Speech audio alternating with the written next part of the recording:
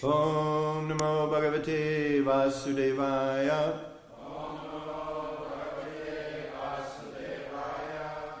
Om Namo Bhagavate Vasudevaya. Om Namo Bhagavate Vasudevaya.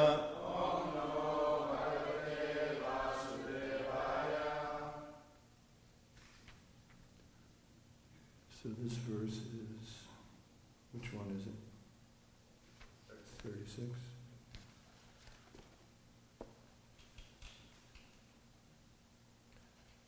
Punash cha vipra sapena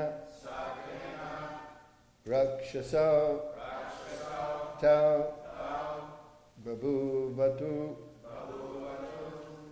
Kumbhakarna dasa grivau hatau tau Rama Vikramai Punascha viprashapena Rakshasa ta babhuvatu Kumbhakarna dasa grivau hatau tau Rama Vikramai Punaha again. Cha also. Viprasabena being cursed by the brahmanas. Rakshasas the two Rakshasas. Tau both of them. Babhuvatu incarnated as. Kumbhakarna dasa grivau known as Kumbhakarna and the 10-headed Ravana in their next birth.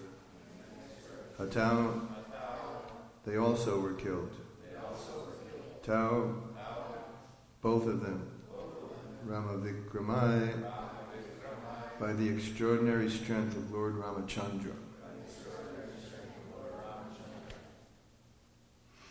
Translation. Being cursed. Let's see, I'll read the verse before that, so there's some continuity.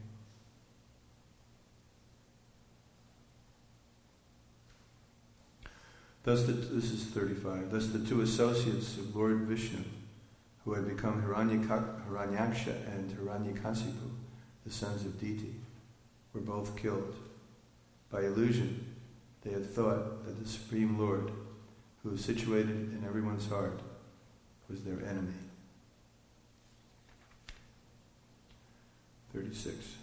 Being cursed by the Brahmins, the same two associates took birth again as Kumbhakarna and the 10-headed Ravana.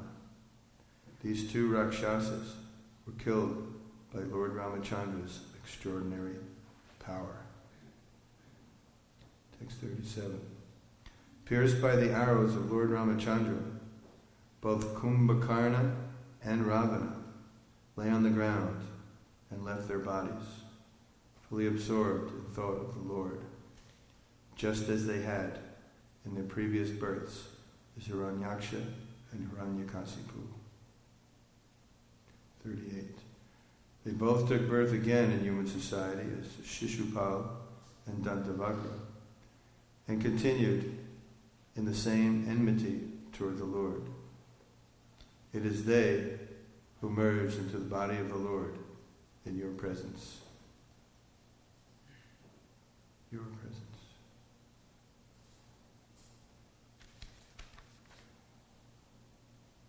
Okay, King Yudas there.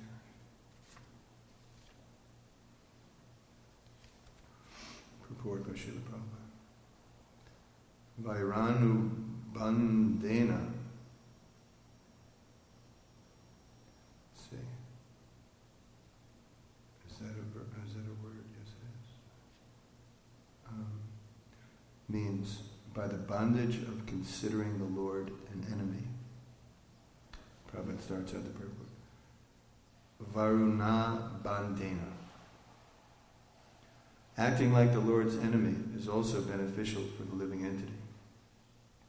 Kamad veshad vayat snehat. Whether in lusty desire, anger, fear, or envy of the Lord, somehow or other, it's recommended by Srila Rupa Goswami. Tasmat kanapya upadena. One should become attached to the Supreme Personality of Godhead and ultimately achieve the goal of returning home back to Godhead. What then is to be said of one who is related to the Supreme Personality of Godhead as a servant, friend, father, mother, or conjugal lover?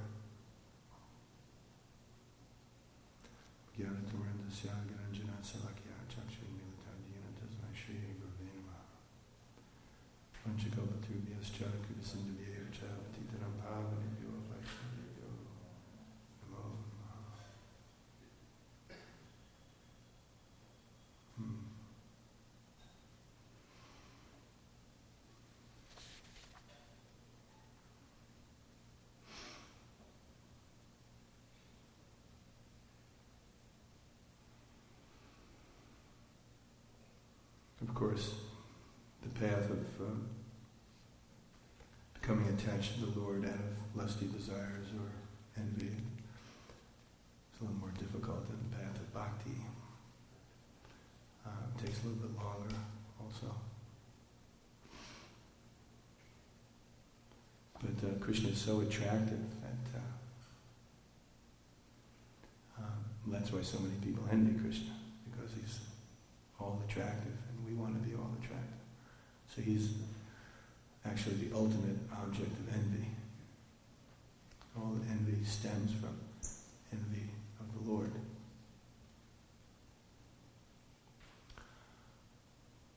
How many of you were envious of or were inimical towards Krishna consciousness the first time you were exposed to it? To Rashaya. Who else? Yes, also. Any of the ladies? What happened? Philosophy was not deep. The philosophy was not deep. That you thought the philosophy was shallow? That we just were sentimentalists chanting? You first saw the devotees chanting. Is that it? No, I read the book. And you thought the philosophy was not deep. Mundane scholar? Were you a mundane scholar? Which book did you read? I read the book of VedaBase. Mm-hmm. And I read other Bhagavad Gita. And you considered that it wasn't Krishna covered you over. What wasn't deep about it? What did you feel that was missing? Prabhupada used to translate Karma Yoga as Bhakti, in chapter Karma Yoga as Bhakti, Jnana Yoga as Bhakti. They're putting Bhakti everywhere, so he's probably misinterpreting, it's just doing his own work. So instead of really penetrating to the philosophy, Prabhupada was using the Bhagavad Gita to present his own point of view. Of course, it all leads to bhakti, and the perfection of all these different yogas is bhakti. Prabhupada wanted us to really understand that. Interesting. So what made you change? I met some devotees who said, why don't you just chant, and they follow what they said. And I kept continuing to chant, and years later I met Garuda Prabhu, who actually told me the real inner meaning when he said, all the different kinds of yoga, yoga is Uttama, that's what Krishna said, and that's the truth that's translated. It was then that it come to me. Interesting. So you weren't really envious, you were just misinformed. Innocent, misinformed. Like that. Yeah, there is a differentiation between an envious person and an innocent person. We should avoid the envious people. But the innocent people who have a poor fund of knowledge, they can be approached and convinced.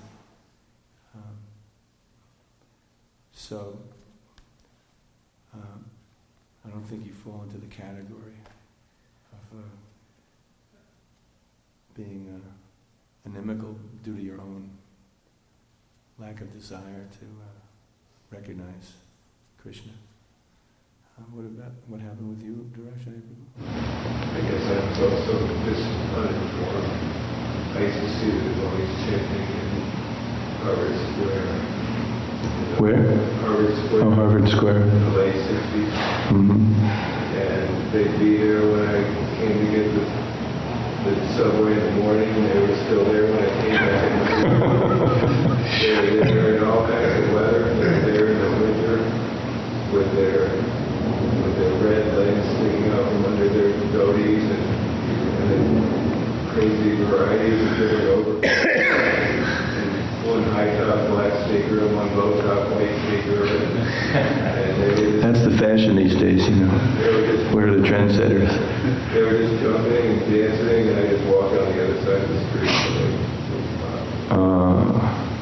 And I had a similar experience with the keys that just everything Prabhupada interpreted as Krishna Consciousness. I just thought he's fanatic. Yeah. What made you change?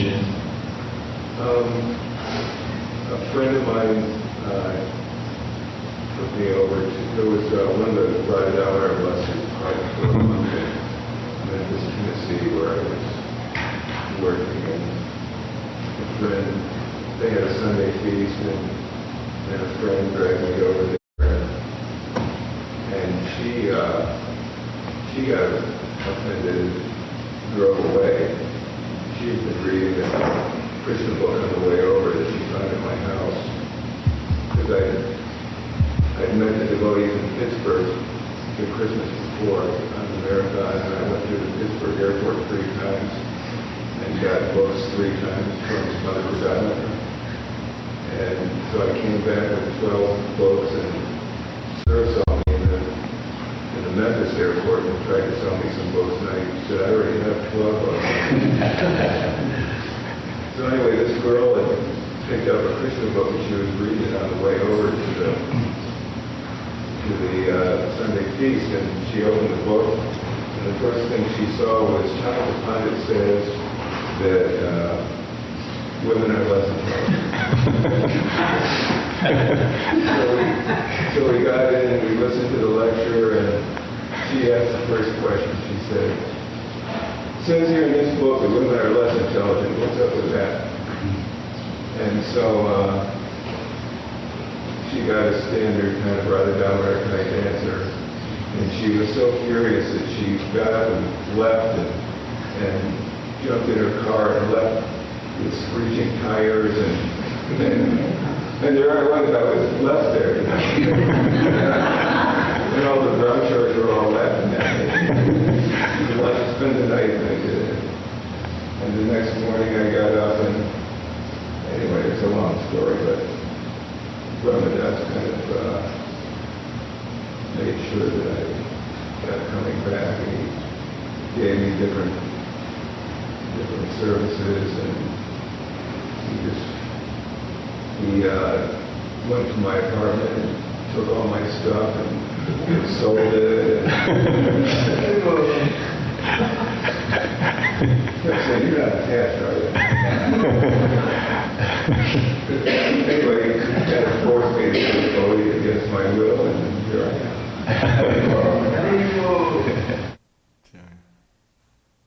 It's interesting how it's explained that agyata sukriti leads to gyata sukriti. That in a previous life or previous situation in this life, we unknowingly engage in devotional service.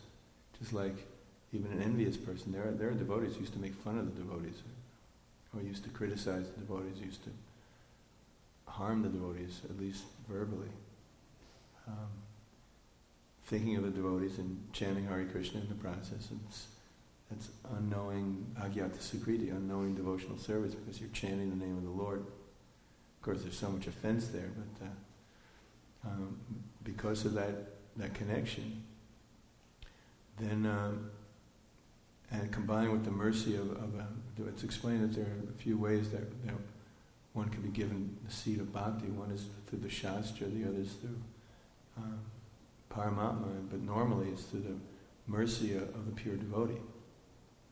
So Prabhupada's movement, which is the representative of Srila Prabhupada, Prabhupada comes through to everyone, is so powerful. And what's speaking when Prabhupada was on the planet, that mercy shines through so strongly that, and if a person's, by his previous agyata sukriti, if a person is a little bit receptive because of that purification, then a person accepts the seed of bhakti within the heart, and then it starts growing. Even people who are inimical, that's the mercy of Lord Nityananda, right?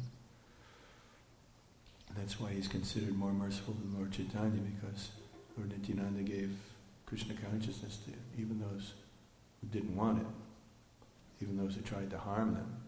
His desire, his compassion was so powerful that he was able to do that. So even though some of us, we really didn't want Krishna consciousness, and some were even inimical, like you were saying, somehow or other, Krishna made the arrangement that then the devotees were so enthusiastic, even though you found yourself in a situation that you really didn't want to be in. Somehow or other, they affected your heart to the point where actually you wanted Krishna consciousness. It's remarkable. Prabhupada's mercy. So, and this is what's being explained here, that just the mercy of the Lord, He liberates those who are so much antagonistic towards Him. What to speak of those who are favorably inclined, how He feels towards those devotees. We can't really imagine the affection that Krishna has for us. Not just when we become devotees, but before that as well. I was thinking when I was down in Argentina, how sometimes some devotees go away or they become inimical, and for those who have helped bring such devotees to Krishna consciousness and tried to take care of them. It happens sometimes when they just sort of change or turn away. And if you have a type of paternal affection for them or paternal relationship, then you feel sad, especially if the communication is not there due to their desire. There's nothing you can do.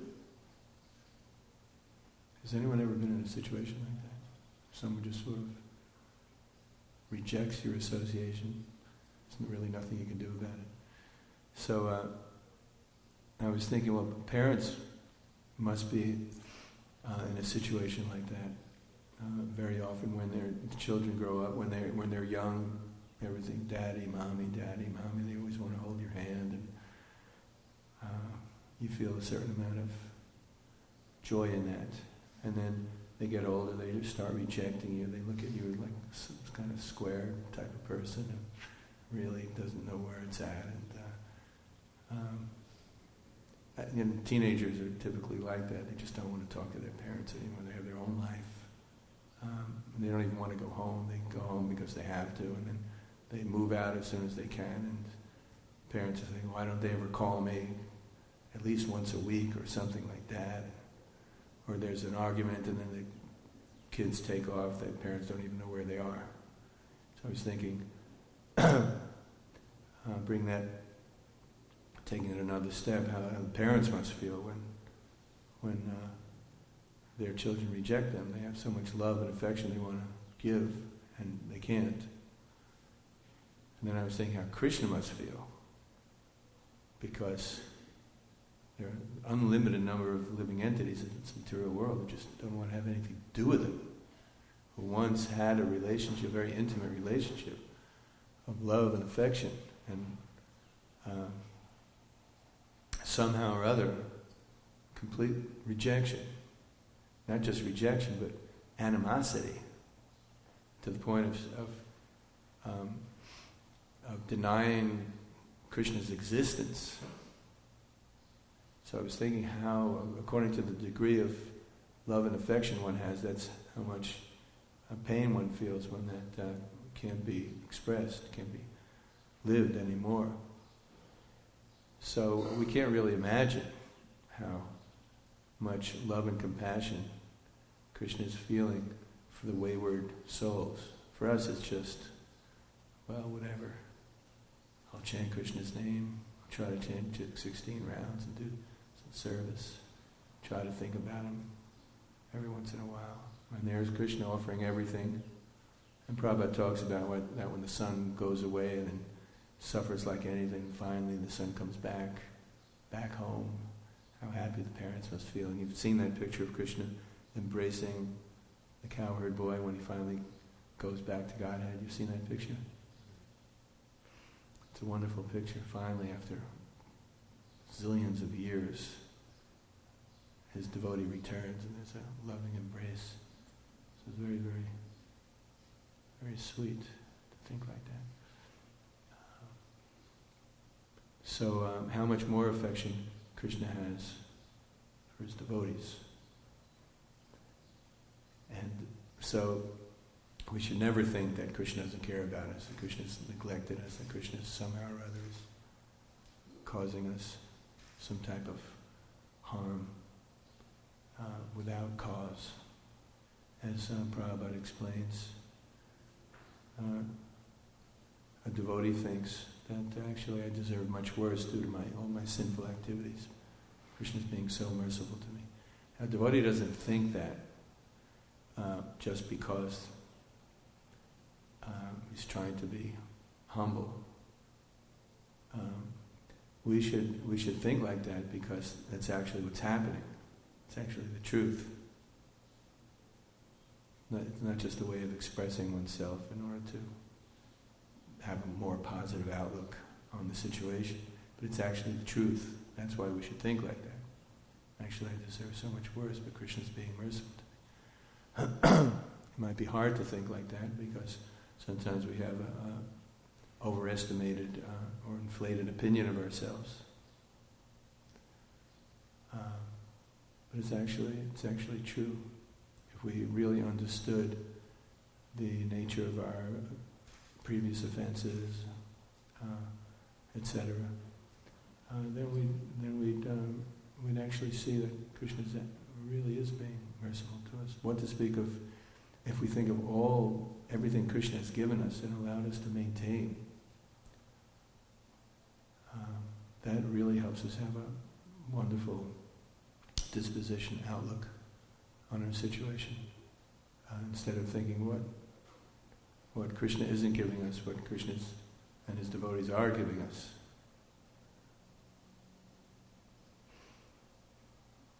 In that connection,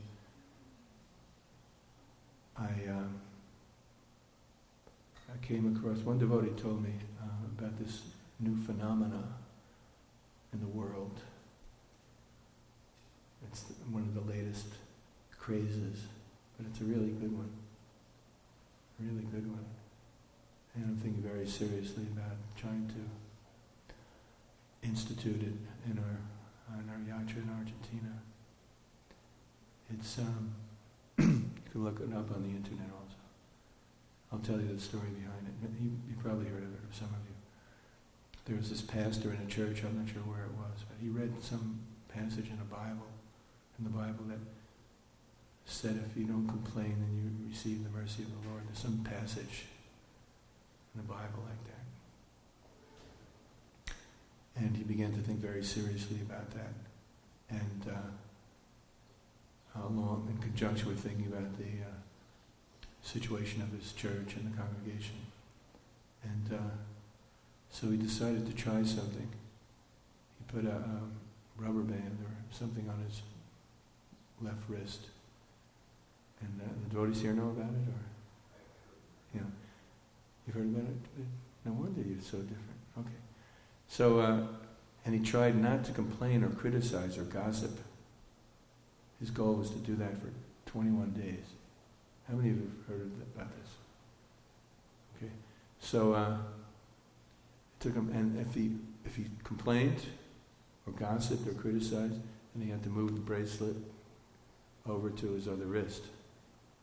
His goal was to keep it on the same wrist for 21 days, 3 weeks. It took him 3.5 months to do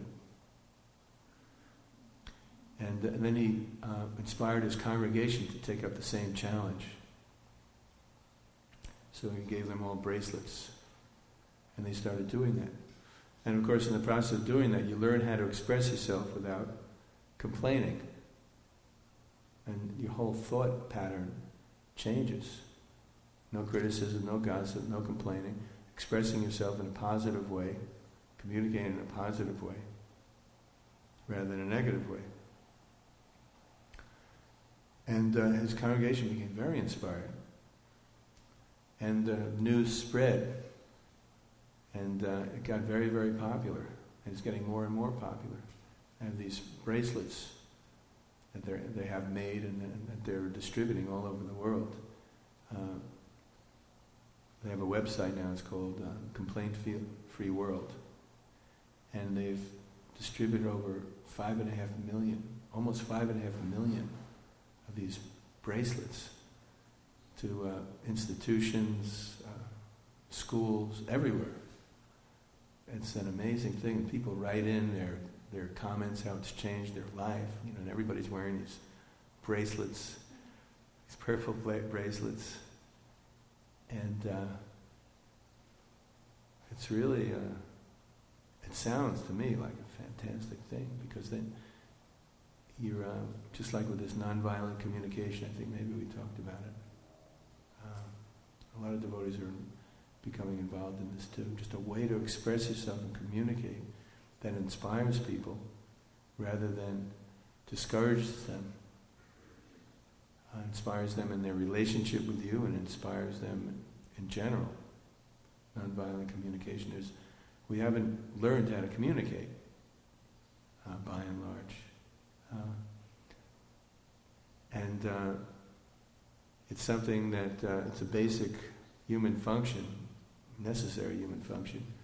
And especially in Kali Yuga, Maya acts in such a way that communication breaks down. Everybody's always getting hurt by each other or offended, etc., etc. Misunderstandings, relationships breaking off just because of our inability to communicate properly. So it's nonviolent communication in this complaint-free world phenomena. So people really want to learn how to relate to one another, and surely the devotees do as well. And I haven't read the book yet. I found out about it when I was in Argentina, so I'm going to get the book and read it, but I was just thinking about, well, instead of saying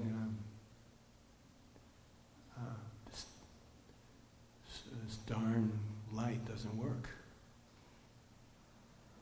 how am I supposed to read the book? The light doesn't work.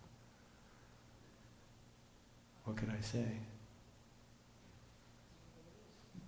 Well, what can we do to fix this light? It's just a simple way to change that around.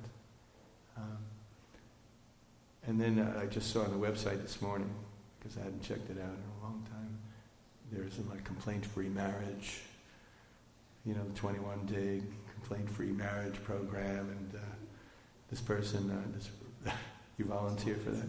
What? Also, do that for other people towards yourself. Yeah, inspire people, give them a bracelet. Seems like you need a bracelet.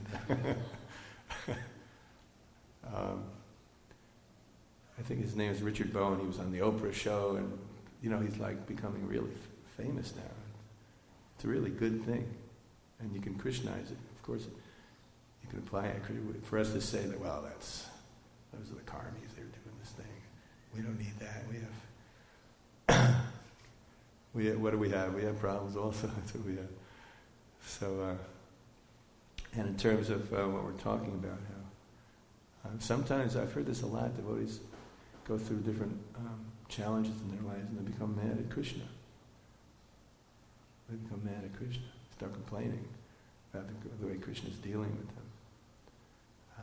It's so easy to complain because it's material energy, and we're all conditioned souls. It's so easy to find fault. So easy. It doesn't take much formal education. Anyone can do it. To do something about it, and to see things in a positive way and actually create a positive change. That's the challenge. So these kind of things help a lot. This kind of disposition, and it's Krishna consciousness. There's so many quotes from Prabhupada that explain how a devotee should actually be seeing things, and not criticize, not finding fault, not gossiping, no prajalpa, and etc. So it all fits right in.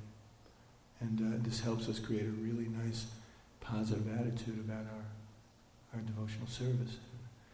If we allow the other things to enter in, then everything becomes negative. We get discouraged, and people around us become discouraged. And we're not going towards Krishna. Our relationship with Krishna is not developing. And if one thing Krishna can complain about is us. And as it's so nicely pointed out, that Krishna doesn't see those parts. He sees the good parts. That's what he sees. And of course, he has to deal with the offenses. But in terms of his feelings of love for his devotees, he always sees that side. The danger is when we start complaining, we just see the negative side. We don't see the positive side. And then we lose our taste for everything positive, for Krishna consciousness, for the devotees, for our service. It's a way of Maya to just completely engulf us and discourage us and have us look elsewhere for the good things. Go back into that illusion again. Appreciating association with that which cannot help us in our Krishna consciousness.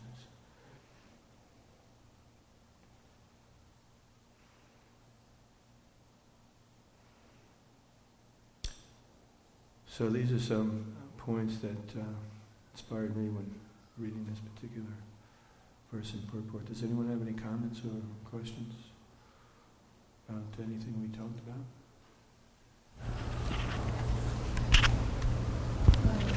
I had a frozen shoulders. I went to Mississippi Farm meeting in the state of Vermont. And B. Krishna Maharaj was visiting, and he did this non-violent program, non-violent communication program. And we all got together and did it for a week, and it was really, really nice. And after that, I stood, that took the beginning part of my stay there. And a lot of devotees, and I've traveled there quite a few times, a lot of devotees that were a little strong, a little hard, became softer, and every time they would speak about the non-violent communication, and that really helped them a lot. And it helped me a lot too, because, there's a lot of things that I wanted to know about, certain things, and like raising teenagers, how do you raise teenagers, how do you speak, and how do you encourage them. So I asked Maharaj, how do you deal with the situation, how do you use the proper words to encourage such situation, and that really helped me a lot, this non-violent communication program. We have so much to learn actually about relating with one another, because we become conditioned by our past lives, by our parents, the way they communicate, our friends, the society in general, what you read, the movies, you see everything. And it's pretty much wrong. It's pretty much wrong. And whatever we've been able to do right has been good. But there are always ways to refine that more and more, perfect it, and it's really a phenomenon how you can get the same point across in a way that a person appreciates it, as opposed to trying to get your point across in a more careless way, and the person becomes discouraged.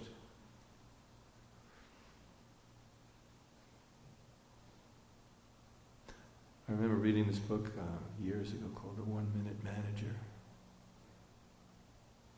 I think it had to do with, instead of catching people doing things wrong, one of the main points was catching people doing things right. And reinforcing that, encouraging that. Just little things. We can talk about this type of thing for hours.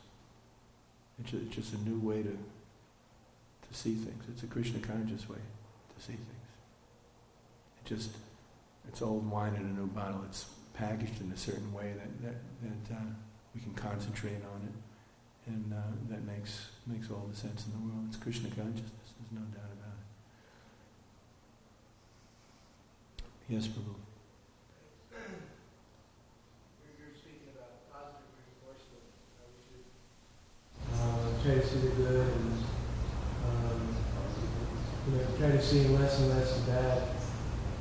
And I was thinking about how when we preach to people, we learn from the experiences we get when we speak to different people. We learn about ourselves, and we learn about how to deal more and more with other people the more we talk to more people. And we begin to learn how, they're also human beings, and they're also having experiences, and immediately when you start trying to see the good in other people, you try to fan the spark, as they say, right? Fan the spark. One time I was talking to some young men, and we're having this debate on scientists. Where I was trying to smash the scientists and their point of view, and it was going nowhere. They were not listening to me. They were challenging attitude. They were listening, and I started apologizing to them. I'm sorry, and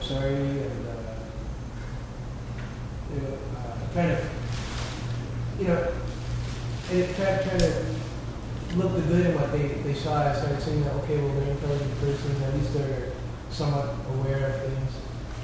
And when I left, some just randomly, some person I never seen before just goes up to me and they just tell me, we should share. We shouldn't challenge. We should share. I don't know, or someone just told me we should share and not challenge. So I realized that I should see the good in other people and share with them what I know and try to see the good in them. Try to see what good, where they're at, what good it is that they're doing. Try to encourage them to continue in whatever good thing it is that they're doing. That's a very good point. A lot of people criticize the self-righteous attitude of various members of various religions, and we shouldn't fall into that. And our communication is very important because that comes out. Like in Argentina, we have a little mini festival, and we take it to different places on Saturdays and Sundays especially. So we went to this one plaza where all they call them the darkies. Do you have darkies here? They wear black, and there are goths, and then there are others. There's the darkies. Goths wear black also. Anyway, there was hundreds of them. And this Mataji had been doing a Harinam program there, so we wanted to join her. And we set up our whole thing, and because we wanted to attract them to coming over and looking at the books, etc. And nobody was coming over. They had all their groups.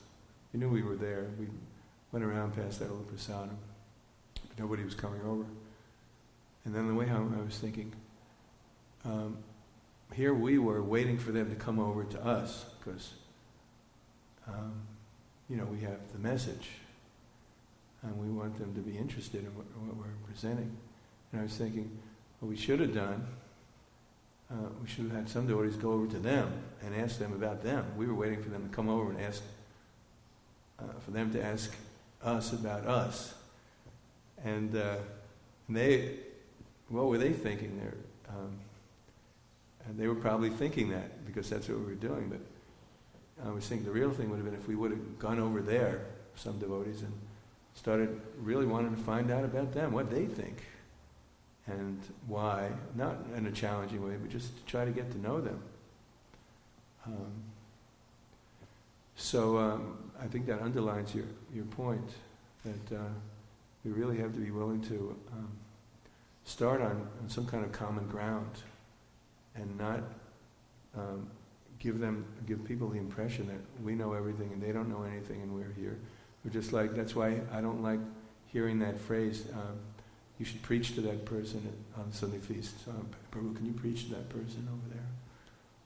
So what does that mean? Sit down with the Bhagavad Gita. Krishna says in chapter 2 of the Bhagavad Gita. Or you make an announcement, or you tell people, you meet on the street, hey, we have a preaching program next Saturday night. We have a preaching center. What does that conjure up in people's minds? That you go there and you sit down and people preach to you. You don't get a chance to express yourself. It's not a real... there's no dynamic of interaction. So, and these words came about because of our attitudes. And if we change our attitudes a little bit, I think our vocabulary will change as well.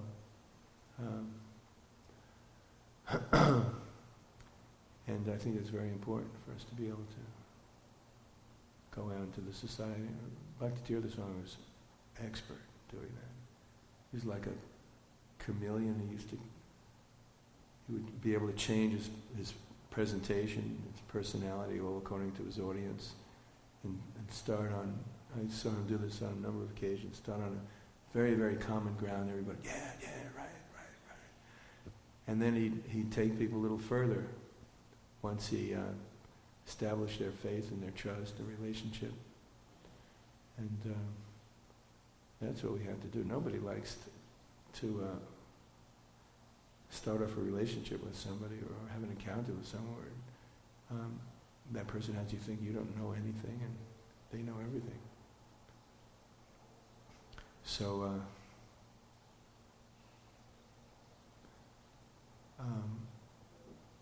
that has to do with nonviolent communication in a general sense. Violence means to not give someone Krishna consciousness when you can. I remember I was preaching up at the University of in San Diego, and started having this conversation with a college student, and he started agitating me. I said, "Look, if you want to come back a pig in your next life, it's your choice." So, of course, he got so upset at me and walked away.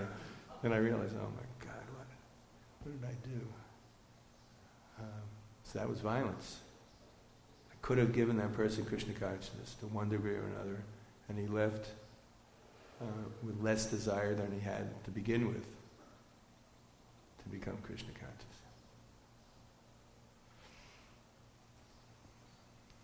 Anything else? Jai. Thank you very much, Prabhu. Shri Prabhupada ki jai.